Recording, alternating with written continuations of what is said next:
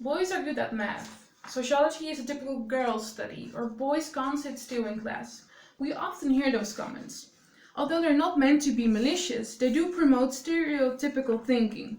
We don't want school to be a place where reproduction of stereotypes takes place.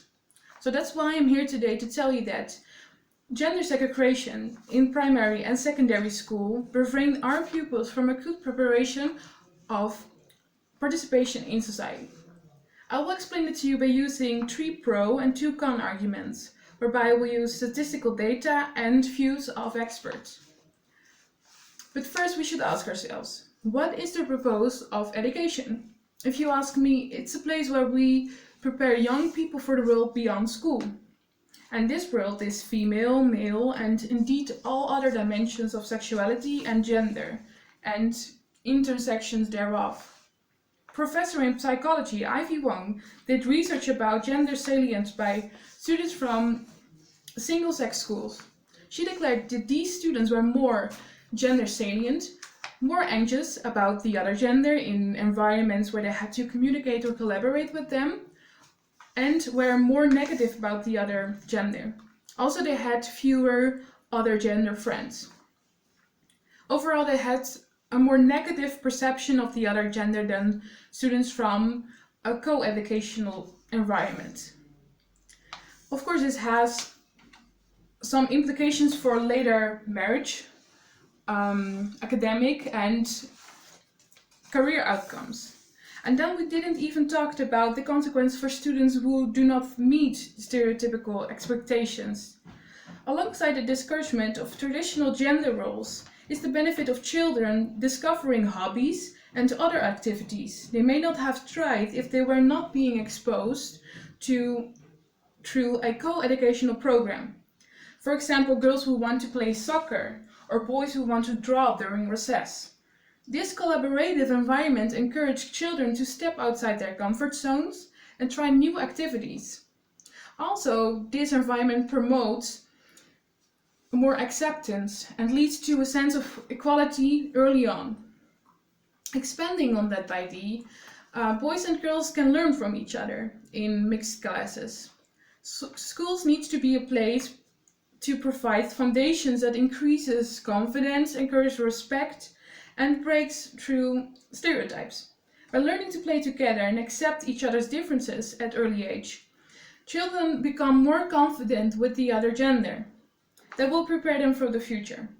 From the very beginning, boys and girls learn how to communicate with one another, which will promote real-world collaboration through healthy debates and discussions. These are qualities that are desirable in a democratic society. Proponents of single-sex schools struck that pupils in single-sex schooling are less influenced by myths about boys being better at math and science, or girls being better at English or arts. Research shows that in single-sex schools, boys are more likely to see themselves as above average, while girls are less likely to view their math ability as below average. In addition, single-sex schooling is a practical response to differences in gender. Jaap Dronkers, professor in educational sociology, sees some benefits of separate education in mathematics and languages, the components we mentioned earlier before where there were myths about. Then you can adapt the didactics to the different characteristics of boys and girls. Girls' preference for learning in teams and collaborating and reflecting, while boys find it super difficult to sit still. But as the research of Professor Wong made clear, we create a more gender salient environment by doing that, separating their classes. And this will have consequences, adverse consequences, you could say. We shouldn't foster pupils to think in stereotype. This will cause problems in later professional life where they do have to deal with mixed environments. There, of course, are many differences between boys and girls, and they will have effects on education, where both sexes have to move within a certain frame. As we discussed, this raises questions.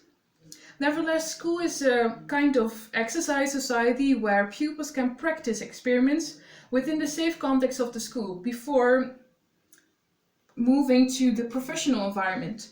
A mixed class is a better reflection of society and thus a better place to practice. This will lead to a better preparation for important applications for later in life. The last thing we would like to do is refraining our pupils from a good preparation for participation in society. We shouldn't do segregation in school. Thank you.